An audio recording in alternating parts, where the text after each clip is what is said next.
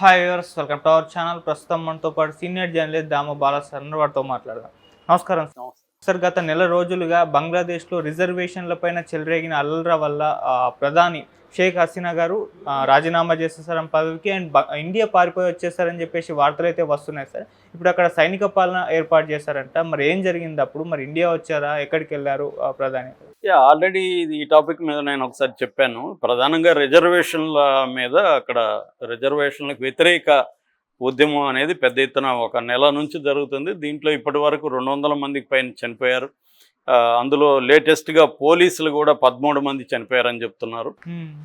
So ఈ అల్లర్లు ఏ స్థాయికి వెళ్ళాయంటే ప్రెసిడెంట్ బంగ్లా మీద దాడి చేసే వరకు వెళ్ళిపోయినాయి. దాంతో షేక్ హసీనా ప్రత్యేక హెలికాప్టర్లు తీసుకొని ఇండియా మద్దతుతో, ఇండియా కూడా ఆమెకు మద్దతు ఇచ్చింది. దాంతో సెక్యూరిటీ కూడా ప్రొవైడ్ చేసింది. అక్కడ నుంచి ఎయిర్ సెక్యూరిటీ ప్రొవైడ్ చేసి అక్కడ నుంచి ఆమె ఇండియాలోకి వచ్చింది. సో ఆమెకు ఇండియాలో తాత్కాలిక ఆశ్రయం ఇవ్వాలని కేంద్రం కూడా నిర్ణయించుకునింది. సో ఈరోజు అఖిలపక్ష సమావేశం కూడా ఏర్పాటు చేశాడు మోడీ. సో అఖిలపక్ష సమావేశంలో బంగ్లాదేశ్ క్రైసిస్కి సంబంధించి అనేక అంశాలని భారతదేశం పరిగణలోకి తీసుకుంది. ఎందుకంటే మనకు మేజర్గా బైలేటరల్ ట్రేడ్, ద్వైపాక్షిక వాణిజ్యం అనేది $13 బిలియన్ వర్త్ వాణిజ్యం మన రెండు దేశాల మధ్య ఉంది. అంటే బేసిక్గా మనం ఏమో కాటన్ ఎక్స్పోర్ట్ ఎక్కువ చేస్తాం ఆ దేశానికి, ఇంపోర్ట్ ఏమో పెట్రోలియం ప్రోడక్ట్స్ కావచ్చు, తృణధాన్యాలు, ఇవి ఇంపోర్ట్ ఎక్కువ చేసుకుంటాం బంగ్లాదేశ్ నుంచి. సో ఈ బైలేటరల్ ట్రేడ్ అనేది ఇప్పుడు ఆగిపోయింది టెంపరీగా. ఎందుకంటే అక్కడ ప్రజాస్వామ్యయుతంగా ఎన్నికైన షేక్ హసీనా లేదు కాబట్టి మిలిటరీ పరిపాలనకి వెళ్ళిపోయింది. షేక్ హసీనా కొడుకు సజీబ్ వాజద్ కూడా ప్రకటించాడు, మా అమ్మ ఇక రాజకీయాల్లోకి ఉండదు అని ఆయన హామీ ఇచ్చాడు ప్రజలకి. మా అమ్మ ఈ దేశానికి ఎంతో చేసింది, మా ఫ్యామిలీ ఎంతో చేసిందని. ఇక్కడ విచిత్రమైన విషయం ఏమంటే 50 ఏళ్లకు ముందు షేక్ హసీనా వాళ్ళ నాన్నని చంపేశారు. 1975లో చంపేశారు. ఎందుకంటే 73 మార్చ్ 7న ఫస్ట్ బంగ్లాదేశ్ ఎన్నికలు జరిగాయి. మనకు తెలుసు అది పాకిస్తాన్ నుంచి విడిపోయింది. తూర్పు పాకిస్తాన్ అనేవాళ్ళు, పాకిస్తాన్ బంగ్లా మాట్లాడే ఆ ప్రజలంతా కూడా మాకు సపరేట్ రాష్ట్రం కావాలని పాకిస్తాన్తో పోరాడి వాళ్ళు ఇది చేశారు. అటువంటి పోరాడిన ఫ్యామిలీస్లో వీళ్ళ ఫ్యామిలీ, షేక్ హసీనా ఫ్యామిలీ, ఆయన ముజిబుర్ రెహమాన్ కూడా ఉన్నాడనమాట. సో అందుకని ఆ ఫ్యామిలీస్కి రిజర్వేషన్ అనేది 30 నుంచి 50% వరకు రిజర్వేషన్లు ఇస్తున్నారు మహిళలకు సపరేట్గా, ఆ ఫ్యామిలీస్లో ఉండే వాళ్ళకి. ఇప్పుడు ఆ రిజర్వేషన్లకు వ్యతిరేకంగానే తిరుగుబాటు ప్రధానంగా జరిగింది. దీన్ని యాక్చువల్గా షేక్ హసీనా రిజర్వేషన్ని రద్దు చేసింది, కానీ మళ్ళీ సుప్రీంకోర్టు మళ్ళీ రిజర్వేషన్లు తగ్గించింది, కానీ కొంత పునరుద్ధరించింది. దాంతో తీవ్ర వ్యతిరేకత జనంలో వచ్చింది. సో ఒక రకంగా సుప్రీంకోర్టు దీనికి కారణం అని చెప్పచ్చు. సో 50 ఏళ్లకు ముందు వీళ్ళ నాన్నని చంపేశారు అప్పుడు మిలిటరీ ఇది. ఆయన కూడా తక్కువడు కాదు. ఆయన కూడా నియంతృత్వ పాలన 73లో గెలిచిన తర్వాత ప్రతిపక్షాలన్నింటినీ నిర్బంధంలోకి తీసుకొని నియంతృత్వ పాలన ఆయన మొదలుపెట్టాడు. నియంతృత్వ పాలనకు వ్యతిరేకంగా అక్కడ పెద్ద ఎత్తున తిరుగుబాటు జరిగింది. ముజిబుర్ రెహమాన్ని హత్య చేశారు మిలిటరీ నాయకులు. ఆ తర్వాత ఈమె అప్పుడు వచ్చేసి దాదాపు 10 ఏళ్ల పాటు ఇండియాలో ఉండిపోయింది షేక్ హసీనా. ఆ తర్వాత మళ్ళీ అక్కడికి వెళ్ళింది. అక్కడ అవామీ లీగ్ పార్టీకి మళ్ళీ ఇంపార్టెన్స్ వచ్చింది. ఆమె గెలిచింది, మళ్ళీ ఓడిపోయింది. మళ్ళీ 2018లో ఫస్ట్ టైం ఈవీఎంలతో అక్కడ డెమోక్రాటిక్ ఎలక్షన్లు జరిగాయి, మళ్ళీ ఏమి గెలిచింది. ఇలాగా ఆమెది కూడా టర్బులెంట్ లైఫే వాళ్ళ ఫ్యామిలీది. సో ఇప్పుడు ఇది ఎవరు కూడా ఊహించలేదు. దీంట్లో ఇప్పుడు డౌట్ ఏంటంటే అందరికీ, కేవలం రిజర్వేషన్ల వ్యతిరేకంగానే ఇంత స్థాయిలో ఉద్యమం వచ్చిందా, దీని వెనక ఏమన్నా పాకిస్తాన్ హ్యాండ్ ఉందా అనేది కూడా ఇవాళ చర్చ. ఎందుకంటే పాకిస్తాన్కి బంగ్లాదేశ్కి కూడా ముందు నుంచి పరిస్థితులు ఇదిగా లేవు, సయద్దు లేదు వాళ్ళిద్దరి మధ్య. సో పాకిస్తాన్ ప్రతిసారి బంగ్లాదేశం కూడా అస్థిరపరచడానికి ట్రై చేస్తుంది. మన దేశాన్ని కూడా ట్రై చేస్తుంది, కానీ మన దేశం స్ట్రాంగ్ కాబట్టి కష్టం. కానీ ఇవి బంగ్లాదేశ్ అలా కాదు. సో కాబట్టి కొంతవరకు అక్కడ సక్సెస్ కాగలిగింది అనేది అంటారు అనమాట. సో లేదంటే రిజర్వేషన్ల మీదనే ఈ స్థాయిలో ప్రెసిడెంట్ని కూడా కూలదోసే స్థాయిలో ఉద్యమమా? ఎందుకంటే ఈమె కూడా ఏమి రిజర్వేషన్లు ఈమె తీసుకొచ్చింది కాదు, తర్వాత ఈమె బ్యాన్ చేసినా కూడా సుప్రీంకోర్టు వల్ల వచ్చింది.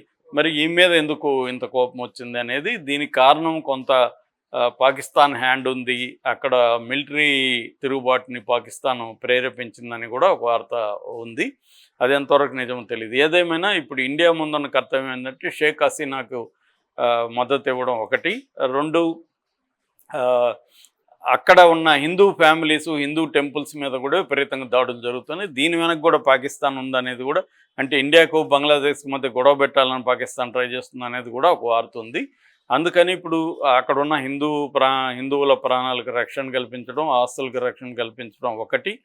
రెండవది అక్కడి నుంచి వలసలు మన వెస్ట్ బెంగాల్కి, పశ్చిమ బెంగాల్కి వచ్చే అవకాశం ఉంది. నిన్న మమతా బెనర్జీ కూడా పశ్చిమ బెంగాల్ ప్రజలకి పిలిపించింది, శాంతిగా ఉండండి, మీరు దీనికి ఆందోళనకు గురి కాకండి అనేది కూడా స్టేట్మెంట్ ఇచ్చింది. గవర్నర్ కూడా ఈరోజు మాట్లాడాడు.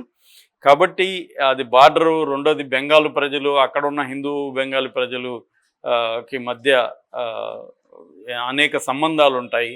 సో వాళ్ళ ఆందోళన అనేవి వెస్ట్ బెంగాల్కి వ్యాపించే అవకాశం ఉంది. పైగా అక్కడ మమతా అధికారంలో ఉంది. కాబట్టి అదే ఒక సెన్సిటివ్ అంశం. రెండవది వ్యాపారపరమైన, ఎప్పుడైనా మన పక్క దేశాల్లో అలజడి అంటే అది ఖచ్చితంగా మనకి ఇబ్బందే ఉంటుంది. అక్కడ శాంతిగా ఉంటేనే మనకు కూడా ఇదిగా ఉంటుంది. కానీ అక్కడ అలజడులు, అక్కడ గందరగోళంగా ఉంటే అది ఖచ్చితంగా ఓవర్లాప్ అవుతుంది. మనకి ఇప్పుడు నార్త్ ఈస్ట్లో మణిపూర్ కావచ్చు, సిక్కిం కావచ్చు, ఆ రాష్ట్రాల్లో అంతా కూడా ఆందోళనకి ప్రధాన కారణం ఏంటి? మయన్మార్ లాంటి దేశాలు అల్లకొల్లంగా ఉండడం, అక్కడ రకరకాల ఆర్మ్డ్ గ్యాంగ్స్ అంతా కూడా ఇటొచ్చి మాఫియా, మత్తు పదార్థాల మాఫియా, ఒకటి డ్రగ్ మాఫియా తయారు కావడం, దానివల్ల ఇక్కడ కూడా మన ఇండియాలో కూడా ఈ భాగాల్లో మనకి అశాంతి వ్యాపిస్తుంది. అందువల్ల ఇప్పుడు మన కేంద్ర ప్రభుత్వం ఉన్న కర్తవ్యం ఒకటి అక్కడున్న హిందువులను కాపాడడం, రెండవ ట్రేడ్ని ఎలా, అక్కడున్న మిలిటరీ ప్రభుత్వాన్ని గుర్తించాలా లేదా, ఇవన్నీ కూడా సమస్యలు ఉన్నాయి.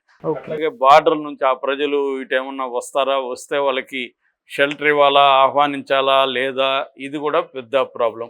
అందుకని మోడీ సొంతంగా నిర్ణయాలు తీసుకోకుండా అఖిలపక్షాన్ని ఈరోజు చేశాడు. అత్యవసరంగా ఈరోజు సమావేశం అవుతుంది. అఖిలపక్షంలో తీసుకునే నిర్ణయాల ఆధారంగానే మోడీ కూడా వెళ్ళే అవకాశం ఉంది. ఎందుకంటే మోడీకి కూడా బలం లేదు, ఇవాళ అబ్సల్యూట్ పవర్ లేదు. కాబట్టి ప్రతిపక్షాలని పరిగణలోకి తీసుకోకపోతే మోడీకి ఇబ్బంది అవుతుంది. ఎందుకంటే ఆల్రెడీ ఆడ ఇండియా కూటమి అధికారంలో ఉంది, మమతా ప్రభుత్వం. కాబట్టి ఇండియా కూటమికి కూడా అది అవసరం. ఇండియా కూటమికి కూడా అక్కడ శాంతి, బార్డర్లో పీస్ అనేది అవసరం. సో అందువల్ల బంగ్లాదేశ్ సంక్షోభం అనేది ఇండియా మీద కూడా ఎఫెక్ట్ చూపిస్తుంది. కాబట్టి ఇండియా కూడా సత్వరంగా స్పందించింది. నాకు తెలిసి ఆమెకి షెల్టర్ ఇవ్వడం కూడా మంచి పని. ఎందుకంటే ఒక పక్క రాష్ట్ర అధ్యక్షురాలకు ఇబ్బందుల్లో ఉన్నప్పుడు మనం షెల్టర్ ఇవ్వడం తప్పు కాదు. అట్ ద సేమ్ టైం అక్కడ ఉన్న హిందూ టెంపుల్స్ని, వాటిని మీద దాడులను కూడా కాపాడాల్సిన బాధ్యత కూడా నేచురల్గానే పక్కా దేశ ప్రభుత్వం, మన దేశ ప్రభుత్వం మీద ఉంది. సో ఇది తీసుకోవాలి. ఇప్పుడు సాధ్యమైనంత దీన్ని, ఈ సంక్షోభాన్ని ఎలా డీల్ చేయాలని ఇప్పటివరకు మనకి బీజేపీ ప్రభుత్వంలో డొమెస్టిక్గా ఎన్ని విమర్శలు ఉన్నా మోడీ మీద, ఇంటర్నేషనల్ రిలేషన్స్లో మోడీకి మంచి మార్కులే ఉన్నాయి. అన్ని సెక్షన్స్ నుంచి మోడీకి ఏమిది అంటే అనేక క్రైసిస్ని మోడీ ప్రభుత్వం, జయశంకర్ విదేశాంగ శాఖ మంత్రిగా ఆయన చాలా ఎఫిషియెంట్గా డీల్ చేస్తున్నాడు అనేది ఉంది. నేను పరిశీలించినంత మేరకు కూడా నాకు కూడా అదే అభిప్రాయం ఉంది. మోడీ ప్రభుత్వం విదేశాంగ విధానంలో అంటే గత పివి నరసింహారావు వీళ్ళు చేసుకున్న విధానాన్ని కంటిన్యూ చేస్తూనే తనదైన ముద్ర కూడా మోడీ ప్రభుత్వం చేయగలిగింది. సో ఆ రకంగా నాకు తెలిసి ఇప్పుడు అఖిలపక్షం కూడా తీసుకోవడం కూడా చాలా మోడీని అభినందించాలి. ఎందుకంటే ఇటువంటి క్రైసిస్లో సొంత నిర్ణయాలు తీసుకోకుండా